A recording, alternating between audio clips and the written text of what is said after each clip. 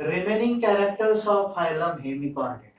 राहिलेली जी कॅरेक्टर्स आहेत पहिल्या व्हिडिओ मधून राहिलेली, आता या व्हिडिओमध्ये फायलम हेमिकॉर्डेटाची रिमेनिंग कॅरेक्टर्स, राहिलेली कॅरेक्टर्स, त्यामध्ये 9 gills are open by gills leaves. आपण याच्यापूर्वी पाहिलेलं आहे. या व्हिडिओच्या पूर्वी पुढच्या गेल्या व्हिडिओमध्ये काय बघितलं होतं? Numerous gills are present. असंख्य गिल्स काय असतात? Present. It is arranged in 2 longitudinal rows. ते अरेंज कसे झालेले असतात? 2 लॉन्जिट्युडनल रोज मध्ये. In which region? Pharyngeal region, म्हणजेच घशाच्या पोकळीमध्ये. इथपर्यंत आपण पाहिलेलं होतं. आता हे काय? Gills are open by gills leaves.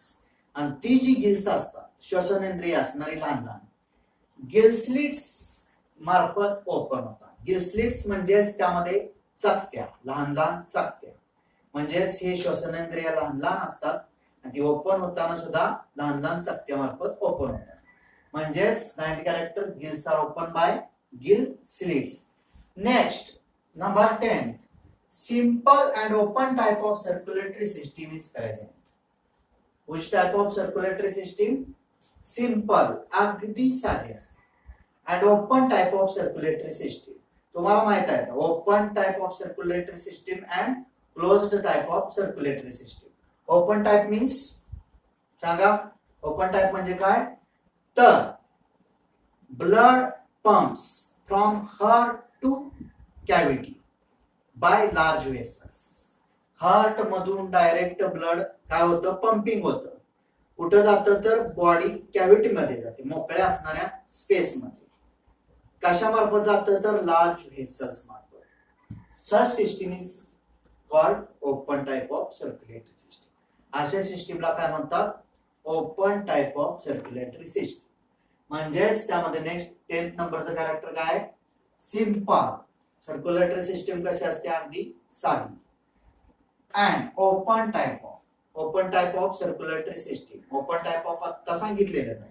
म्हणजेच blood pumps from heart to space, body space or body cavity by large vessels. Such system is called open type of circulatory system. Next, number 11th character. Excretion takes place by glomerulus. Excretion म्हणजेच काय म्हणतो आपण? Elimination of excretory products और nitrogenous waste products. हे बाहेर उत्सर्जित केले जातात. कशामार्फत? ग्लोमेरुलस नावाच्या पार्ट मार्फत. लक्षात ठेवा, in phylum hemichordata excretion takes place by dot dot dot. म्हणजेच फायलम हेमिकॉर्डेटा मध्ये एक्सक्रिशन जे घडतं ते कसं घडतं? ग्लोमेरुलस मार्फत. म्हणजेच कॅरेक्टर नंबर 11 MCQ त्याच्यावर झाला. Excretion takes place by dot dot dot in phylum hemichordata. कशा मार्फत? तर ग्लोमेरुलस मार्फत वेस्ट मटेरियल टाकलं जातं, नायट्रोजनस मटेरियल टाकलं जातं. Next number 12, on dorsal and ventral side nervous tissue is embedded in epidermis. Dorsal आणि व्हेंट्रल आपल्यावरून विचार करूया.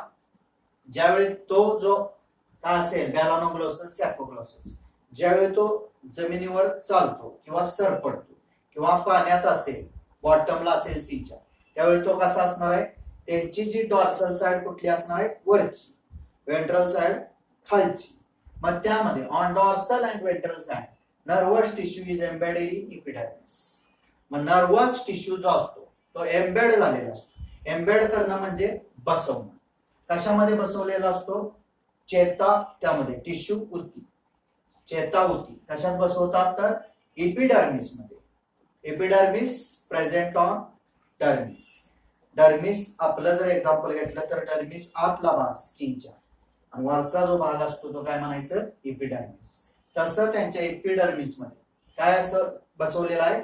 Nervous tissue. On which side? Dorsal as well as ventral side.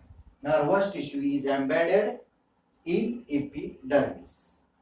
Next, number 13 character.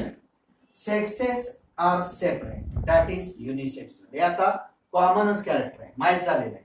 Sexes R separate. Unisexual म्हणजे single sex present in single body. Male body separate, female body separate. म्हणजेच त्यामध्ये male reproductive organ separately in separate body, female reproductive organs separately separate body, म्हणजेच unisexual. But sometimes bisexual, that is hermaphrodite. पण काही animals असे असतात की काही वेळेस ते कसले असतात, bisexual, that is hermaphrodite. Bisexual means in single body both sexes are present, male as well as female sex or reproductive system, both reproductive system present in single body. एकाच बॉडीत दोन्ही ज्यावेळी सेक्स प्रेझेंट असतात त्यावेळी त्याला काय म्हणतात, bisexual or hermaphrodite. म्हणजेच number 13 character, sexes separate, that is unisexual, but sometime bisexual, that is hermaphrodite. Next, number 14. Fertilization is external and development is indirect. Fertilization means फलधारणा. म्हणजेच फलधारणा कधी होत असते, union of male and female gamete after fertilization takes place. म्हणजे male आणि female gamete unite झाल्यानंतर fertilization घडतं, फलधारणा होते. हे कुठं असतं, एक्सटर्नल. म्हणजेच in this animals fertilization takes place outside the body, बॉडीच्या पूर्णपणे बाहेर फर्टिलायझेशन घडतं. म्हणून काय म्हटलेलं आहे, fertilization is external and development is indirect. आणि त्यांची जी डेव्हलपमेंट असते म्हणजे होणारी जी टप्प्याटप्प्याने जी वाढ होते ती कसली असते, indirect. Indirect means larval stages are present.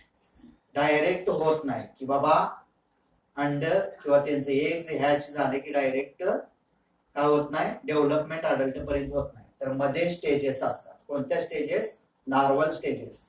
म्हणजेच development is indirect means larval stages is present in development. डेव्हलपमेंटच्या काळात लार्वल स्टेजेस प्रेझेंट असतात, सो इनडायरेक्ट. आणि direct means larval stages absent. Next, last character.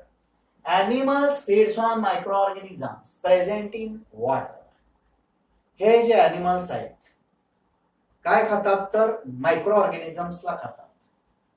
मायक्रोऑर्गॅनिझम्स present in water. In which water, sea water. Because all these animals live in bottom of sea in burrows.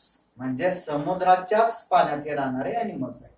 त्यामुळं ते water असतं ते कसलं असतं, salty water. मग त्या salty water मध्ये जे मायक्रो ऑर्गॅनिझम्स आहेत, सूक्ष्म जीव, त्या सूक्ष्म जीवांना खाण्याचं काम कोण करत असतं, तर फायलम हेमिकॉर्डेटा अॅनिमल्स. याच्यामध्ये येणारे हे अॅनिमल्स. त्यामध्ये हे एक्झाम्पल काय आहे, तर बॅलानोग्लोसस. म्हणजेच कॅरेक्टर नंबर 15 काय, Animals feeds on microorganisms. Animals जगतात कशावर, तर मायक्रोऑर्गॅनिझम्स वर जगतात, सूक्ष्म जीवांच्यावर. These organisms present in water. ते जे अॅनिमल्स असतात किंवा मायक्रोऑर्गॅनिझम्स प्रेझेंट असतात ते कुठं प्रेझेंट असतात, तर इन वॉटर. त्या पाण्यात असलेल्या मायक्रोऑर्गॅनिझम्स खाण्याचं काम कोण करत असतं, तर फायलम हेमिकॉर्डेटा मधले अॅनिमल्स. इथं हा काय झालेला आहे, फायलम नंबर 10 कंप्लीट झालेला आहे. समजलं? धन्यवाद.